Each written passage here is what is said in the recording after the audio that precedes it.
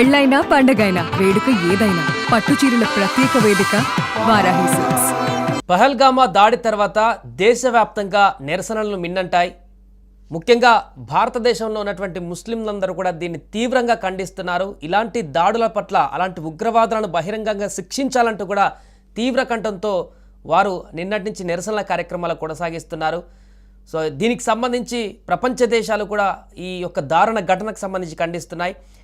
మన దేశంలో ఉన్నటువంటి ముఖ్య నేతలు, ముస్లిం ముఖ్య నేతలే కానీ ముస్లింకి సంబంధించినటువంటి అందరు ప్రజలు కూడా రోడ్ల మీదకి వచ్చి తమ తోటి ప్రజలకు జరిగినటువంటి, మన దేశ పౌరులకు జరిగినటువంటి దారుణానికి సంబంధించి వారందరూ కూడా తీవ్ర ఆగ్రహాన్ని వ్యక్తం చేస్తున్నారు.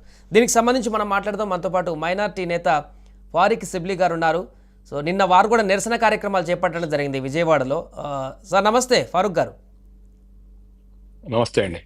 సో ఈ దారుణ ఘటనకు సంబంధించి మీరు నిన్న నిరసన కార్యక్రమాలు కూడా చేయడం జరిగింది. ఈ రోజు కూడా కొన్ని కార్యక్రమాలు చేస్తున్నట్టున్నారు నమాజ్ అయిపోయినటువంటి తర్వాత. అవునండి. సో ఎట్లా చూస్తున్నారు? మొత్తం ముస్లిం సమాజం అంతా ఎట్లా చూస్తుంది ఈ ఘటనకు సంబంధించి?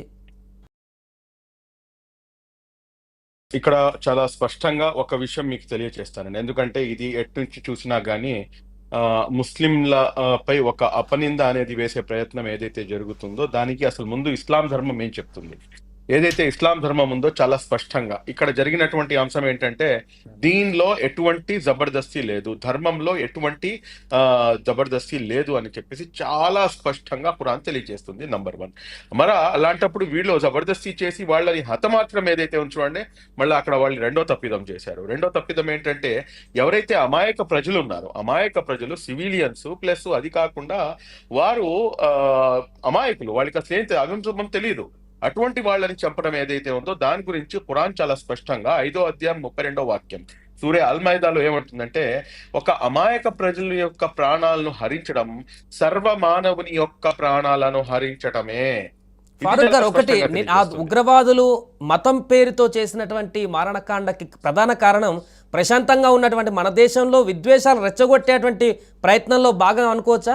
కేవలం అదొక్కటి మాత్రమే కాదు, దాంతో పాటు ఇంకో యాంగిల్ కూడాను ఉంది. ఆ యాంగిల్ ఏంటంటే, మీరు ఆర్టికల్ 370 తీసేసిన తర్వాత అప్పుడు ఏదైతే అక్కడ ఉన్నటువంటి ఉద్రిక్తపరమైనటువంటి పరిస్థితులు ఇవన్నీ కూడాను సర్దుమణికి అక్కడ నెమ్మదిగా ఏంటంటే ఒక డెమోక్రటిక్ గా ఒక ప్రభుత్వాన్ని ఎన్నుకున్నారు. ఇప్పుడు అందరు కూడాను ప్రశాంతంగా ఏదైతే పర్యాటకులు ఉన్నారో, పర్యాటక కేంద్రం కాబట్టి జమ్మూ కాశ్మీర్ యొక్క మేజర్ ఆర్థిక వ్యవస్థ పూర్తిగా కూడాను ఏదైతే ఈ పర్యాటక రంగం ఉందో దానిపైనే ఆధారపడి ఉంటుంది. జమ్మూ కాశ్మీర్ లో ఈ రోజున మీరు చేసింది కేవలం ఒక 26 మంది హిందువుల్ని కాదండి వీళ్ళు చంపింది, యావత్తు కాశ్మీరీలను వీళ్ళు చంపేశారు. ఎందుకు ఆ మాట అంటున్నానంటే, వీరి యొక్క బ్రెడ్ అండ్ బటర్ పూర్తిగా పర్యాటక రంగం.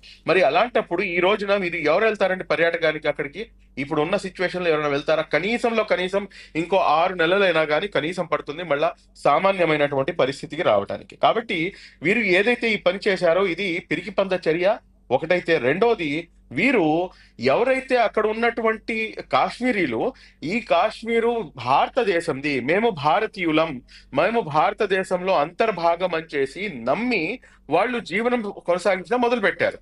ఇది నచ్చక అక్కడ ఉన్నటువంటి ముస్లింలకు వ్యతిరేకంగా కూడాను వీళ్ళు దాడులు చేశారు. ఇక్కడ ఇంకో అంశం మనం గమనించాలండి పని గారు. ఇప్పుడు చంపింది ముస్లింలు అంటున్నారు, చంపబడ్డది హిందువులు అంటున్నారు, కానీ ఇదే హిందువులని కాపాడింది ఒక ముస్లిం అని చెప్పేసి మనం గమనించాలండి. ఇక్కడ ఇంకో అంశం ఏంటంటే, అవును, తను ఉగ్రవాదులకు ఎదురెళ్ళి గన్నును పట్టుకొని పేల్చేద్ద ప్రయత్నం చేశారంట పాపం ఒక అతను, లోకల్ అతను. దాని తర్వాత అతనే హతమార్చడం జరిగింది, అతనే చచ్చిపోయాడు. దాని తర్వాత మీకు జార్ఖండ్ కి చెందినటువంటి ఒక బీజేపీ నేత అతను పెట్టినటువంటి ఒక పోస్టు ఈరోజు సామాజిక మాధ్యమాల్లో వైరల్ అయ్యి దాన్ని ప్రముఖ ఇండియన్ ఎక్స్ప్రెస్ సంస్థ దాన్ని ప్రచురించింది. ఏమని చెప్పేసి చెప్తుందంటే, మాకు అత్యంత దారుణమైనటువంటి సిచ్యువేషన్ లో మేము ఉన్నప్పుడు మమ్మల్ని కాపాడింది ఈ కాశ్మీరీ యువకుడు అని చెప్పేసి చెప్తూ, Pahalgam guide became an Guardian Angel, అంటే ఒక ఏమంటారు, ఒక ఫరిష్ఠా ప్రవక్త, Angel for Chhattisgarh BJP worker. And ఇంకొకటి ఘటన జరిగినటువంటి జమ్మూలో ఉన్నటువంటి ముస్లింస్ అందరూ కూడా లోకల్సే, వాళ్ళే తీవ్ర కంఠంతో వ్యతిరేకించారు ఈ ఘటనకు సంబంధించి. మా నేలలో మా దగ్గర ఇలాంటి ఘటన జరగడం, వచ్చినటువంటి పర్యాటకులకు ఇలాంటి దారుణ ఘటన జరగడం వాళ్ళే సహించలేదు. అసలు ముందు రోడ్ల మీదకి వచ్చి ధర్నా రాస్తారోకలు చేసిందే వాళ్ళు. ఇది శుభ పరిణామం అండి. ఇది శుభ పరిణామం. ఈ దేశం యొక్క గొప్పతనం, భిన్నత్వంలో ఏకత్వం ఏదైతే ఉందో, నేను ఈ సందర్భంగా నేను డిమాండ్ చేసేది ఏంటంటే సార్, జరిగిందేదో జరిగిపోయింది, కానీ ఇప్పటికైనా కానీ ఏదైతే పిఓకే ఉంది చూడండి, పాక్ ఆక్యుపైడ్ కాశ్మీర్, దాన్ని కూడాను మనం స్వాధీనం చేసుకోవాలి.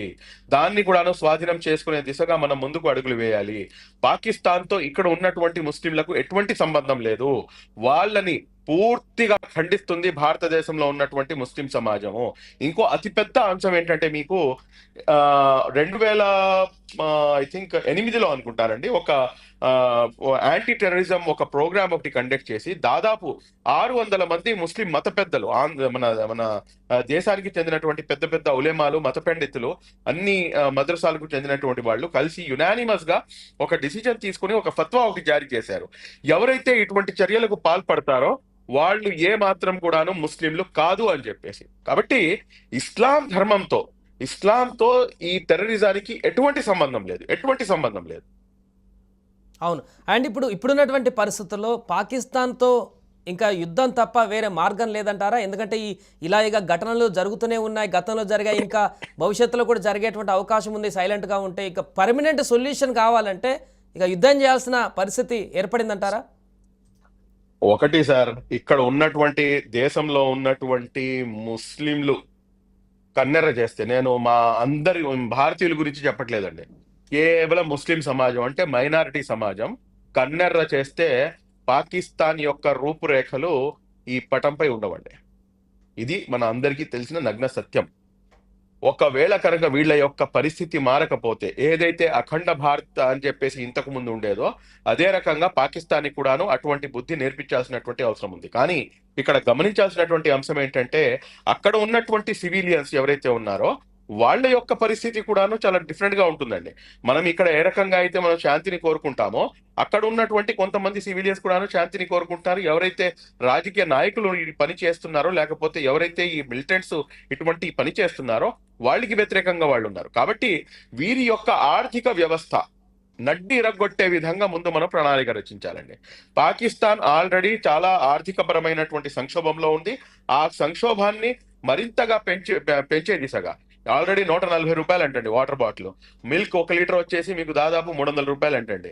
ఇటువంటి ఒక 4 బ్రెడ్ ముక్కలు ఉన్నటువంటి ప్యాకెట్ 400 రూపాయలు అంట. అంటే ఇంత దారుణమైనటువంటి ఇన్ఫ్లేషన్ ని పాకిస్తాన్ అనుభవిస్తుంది. మరి అలాంటప్పుడు ఇది ఎందుకంటే చెప్పండి, ఒకవేళ మొత్తం ఆంధ్ర రాష్ట్రం, మన దేశంలో ఉన్నటువంటి పౌరులందరం కూడాను మా ఆర్మీ తలుచుకుంటే కనుక కరెక్ట్ గా ఒక రోజులో మొత్తం కూడాను క్లోజ్ చేసేసి పాకిస్తాన్ ని మేము కలిపేసుకునేటటువంటి పరిస్థితి. ఈ విషయం వాళ్ళకి కూడా తెలుసు.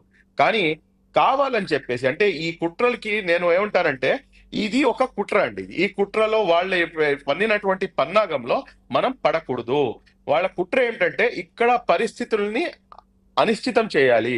ఇక్కడ ఏదైతే స్టేబుల్ మైండ్ సెట్ ఉందో ఆ స్టేబుల్ మైండ్ సెట్ ని డిస్టర్బ్ చేయాలి. హిందువుల ముస్లింల మధ్య ఏదైతే ఐక్యత ఉందో ఆ ఐక్యతను సర్వనాశనం చేయాలి. ఇది చేస్తేనే వాళ్ళు గెలుస్తారండి. మనం ఆ దిశగా మనం వెళ్ళకూడదు. మనం యాజ్ ఏ ఇండియన్స్, మా కులాలు, మతాలు, పార్టీలు అన్నింటినీ కూడా తీసి పక్కన పెట్టి ఎస్ వీఆర్ ఇండియన్స్ అని చెప్పేసి మనం ముందు నుంచోవాలి. ఏదైతే ఈ పరిస్థితులు ఉన్నాయో ఈ పరిస్థితిలో కేంద్ర ప్రభుత్వానికి పూర్తిగా బాసటగా నుంచోవాల్సినటువంటి బాధ్యత భారతదేశ ప్రతి పౌరుడిది కూడాను. ఈ రోజున జుమ్మా నమాజ్ తర్వాత కూడాను ఏదైతే బ్లాక్ రిబ్బన్స్ ఉన్నాయో ఆ బ్లాక్ రిబ్బన్స్ ధరించి మనం అందరం కూడాను ప్రార్థనలకు వెళ్ళాలి అని చెప్పేసి పిలుపునివ్వడం జరిగింది.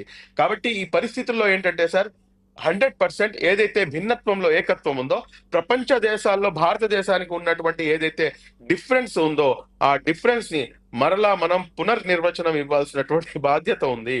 హిందూ సోదరులకి ఏమైనా ఇబ్బంది వస్తే వారికి ఈ దేశంలో ఉన్నటువంటి ముస్లింలైనటువంటి మేము మా యొక్క ప్రాణ త్యాగాలు చేసైనా గాని, మేము మా రక్తాన్ని చిందించైనా గాని మీకు మేము కాపాడుకుంటాము, మీకు అడ్డుగా మేము నుంచుంటాము అని చెప్పేసి ఒక భరోసా ముస్లిం సమాజం నుంచి వెళ్లాల్సినటువంటి అవసరం ఉంది. అదే విధంగా అదే ఆప్యాయత, అదే సోదర భావాన్ని హిందూ సమాజం కూడాను దగ్గర తీసుకొని మనం అందరము ఐకమత్యంగా ఉండాలి. ఈ దేశం మనది. ఈ దేశంపై వచ్చినప్పుడు మనం అందరం కూడాను కలిసికట్టుగా దీనిపై పోరుబాట పట్టాల్సినటువంటి అవసరం ఉంది అన్న నినాదాన్ని ప్రతి భారతీయుడు కూడాను నరాన్న గట్టిగా జీర్ణించుకోవాల్సిన. నరేంద్ర మోదీ గారితో మనకు అనేకమైనటువంటి అంశాల్లో భేదాభిప్రాయాలు ఉన్నాయి. మొన్నటికి మొన్న వక్ఫ్ అమెండ్మెంట్ యాక్ట్ పై కూడాను మన ఏదైతే రాజ్యాంగబద్ధంగా ఉన్నమాట ఉన్నటువంటి హక్కులకి అనుసారంగా మొత్తం దేశవ్యాప్తంగా కూడాను నిరసనలు జరిగినాయి. ఇది చేయటం తప్పు కాదు. కానీ at the same time when it comes to the nation we are one and we are ready to follow our Indian prime minister guidelines లో ఆయన ఏదైతే డిసిషన్ తీసుకుంటారో ఆ డిసిషన్ తో పాటు దేశంలో ఉన్నటువంటి 130-140 కోట్ల మంది ప్రజలందరూ కూడాను ఒక్క ఏకతాటిపైకి వచ్చి పాకిస్తాన్ కి బుద్ధి చెప్పాల్సినటువంటి అవసరం ఎంతైనా ఉంది. అంటే ఇంత మన దగ్గర సైన్యం ఉంది, మన స్ట్రెంగ్త్ ఏంతో తెలుసు, ప్రపంచ దేశాలకు తెలుసు, అన్ని తెలుసు, అయినా కూడా మేకపోతు గాంభీర్యాలు అన్నట్టుగా ఇప్పటికి ఈ రోజుకి పాకిస్తాన్కి సంబంధించిన ఆర్మీ కానీ ప్రభుత్వం కానీ అసలు మేము ఊరుకునేదే లేదు, భారత్ మాకు దాడులు చేస్తే ప్రతి దాడి చేస్తాం, అంతం చూస్తామని రెచ్చిపోతున్నటువంటి పరిస్థితి. అంటే ఏం చూసుకొని వారికి ఆ ధైర్యం, ఏం చూసుకొని అలాంటి మాటలు మాట్లాడుతున్నారని చెప్పుకోవచ్చు. మొరిగే కుక్క కరుస్తుందా సార్ చెప్పండి మీరు? మొరిగే కుక్క కరుస్తుందా? కరిసే కుక్క అయితే కనుక మొరగదండి. కాబట్టి ఈ పాకిస్తాన్ ఆర్మీ కుక్కలు ఎవరైతే ఉన్నారో వీళ్ళు ఏవి పీకలేరండి, ఏవి పీకలేరు. వాళ్ళకి కూడా తెలుసు ఆ విషయం. వాళ్ళు జస్ట్ ఏంటంటే మైండ్ గేమ్ ఆడుతున్నారు. వాళ్ళు మైండ్ గేమ్ ఆడి ఈ దేశాన్ని అనిశ్చితం చేయాలి, ఇక్కడ హిందూ ముస్లింల గలాటాలను పెంచి పోషించాలి, అక్కడ కాశ్మీరీలు ఎవరైతే ఉన్నారో ఆ కాశ్మీరీలు ఆల్రెడీ మేము భారతదేశంలో అంతర్భాగం అని చెప్పేసి వాళ్ళు జీవనం సాగించడం మొదలు పెట్టేశారు, దీన్ని మేము డిస్టర్బ్ చేయాలి. డిస్టర్బ్ చేయాలంటే గనక ఇటువంటి కుట్రలు పన్నాలి. ఇప్పుడు అక్కడ ఉన్నటువంటి ముస్లింలు వాళ్ళకి అనుకూలంగా ఉంటే గనక వాళ్ళు రోడ్ల మీదకి వచ్చి ఎందుకు ధర్నాలు చేస్తారండి? అక్కడ ఉన్నటువంటి ముస్లింలు ఈ విధంగా ఉంటే కనుక ఆ హుసేన్ అన్న వ్యక్తి ఎందుకని చెప్పేసి ప్రాణాలు అర్పిస్తారండి? ఎందుకని చెప్పేసి తాహిరు ఒక బీజేపీ వర్కర్ అని చెప్పేసి తెలిసి కూడాను అతన్ని ఎందుకు కాపాడతాడండి? ఇక్కడ బీజేపీయా లేకపోతే హిందువా ముస్లిమా ఆర్ఎస్ఎస్ఆ లేకపోతే ఇంకో మతమా ఏమి లేస్తారు? We are Indians, there ends the matter. దాన్ని అనిశ్చితిపరచడానికి, దాన్ని డిస్టర్బ్ చేయడానికి కుట్రలు చేస్తున్నారు. ఆ కుట్రల్లో మేము భాగస్వామ్యం కాకూడదంటే కనుక మన ఐక్యతతో, మన భిన్నత్వంలో ఏకత్వంలో ఏదైతే నినాదం ఉందో, ఏదైతే ప్లూరలిజం ఉందో దాన్ని మనం విడనాడకుండా మనం అందరం కావాలంటే ఈ సమస్య సర్దుమణిగిపోయిన తర్వాత మా మధ్యలో ఉన్నటువంటి భిన్నాభిప్రాయాలపై మనం చర్చించుకుందాం. ఇబ్బంది లేదు. ఎందుకంటే ఒక కుటుంబం సార్ మాది. ఒక కుటుంబంలో నేను, నా మొగుడు, పెళ్ళం, 2 పిల్లలు ఉన్న చోటనే భిన్నాభిప్రాయాలు ఉంటాయి. ఇంత పెద్ద దేశంలో అనేకమైనటువంటి భిన్నాభిప్రాయాలు ఉంటాయి. అవి ఏమైనా ఉన్నప్పుడు మేము చూసుకుంటాం. బయట వాడు ఎవడైనా కానీ తల దొరిస్తే మట్టుకు వాడి తలని, ఆ ముండాన్ని మనం సపరేట్ చేయాల్సినటువంటి అవసరం ఈ దేశంలో ఉన్నటువంటి ప్రతి భారతీయుడికి ఉంది. రైట్. ఫైనల్గా ఒకటి, ఫారూక్ గారు, వచ్చినటువంటి దుండగులు ఇలాంటి ఉగ్రవాదులు ఇస్లాం ముసుగు చెప్పుకొని, ఇస్లాం పేరు చెప్పుకొని ఇలాంటి దాడులకు పాల్పడడం పట్ల ఫైనల్గా మీరేం చెప్తారు? ఇదైతే చాలా సిగ్గుమాలిన చర్య సార్. ఇది ప్రపంచ వ్యాప్తంగా కూడాను ఇస్లామోఫోబియా ఏదైతే ఉందో అది ఒక రకంగా అయితే ప్రెజెంట్ అవుతుంది. రెండో వైపు నుంచి వీళ్ళు చేస్తున్నటువంటి ఏదైతే ఇటువంటి చర్యలు ఉన్నాయో దీనికి ఇస్లాం ధర్మానికి ఎక్కడా కూడాను అసలు పొంతనే. ఇంటర్నేషనల్ ఇస్లామిక్ సమాజం, ఇంటర్నేషనల్ ఇస్లామిక్ స్కాలర్స్ దీన్ని ఖండించారు. మొన్న ఈ ఘటన జరిగినప్పుడు సౌదీ అరేబియాలో ఉన్నారు ప్రైమ్ మినిస్టర్ గారు. అక్కడ ఇమీడియట్ గా అక్కడ ఉన్నటువంటి ఇంటర్నేషనల్ ఏదైతే ఇస్లామిక్ స్కాలర్స్ ఉన్నారో వాళ్ళు ట్విట్టర్ ద్వారా వాళ్ళు స్పందించారు, ఎక్స్ ద్వారా స్పందించారు, సోషల్ మీడియా మాధ్యమం ద్వారా స్పందించారు. ఏదైతే మెయిన్ స్ట్రీమ్ మీడియా ఉందో ఇదన్నీ కూడాను బయటకు వస్తున్నాయి.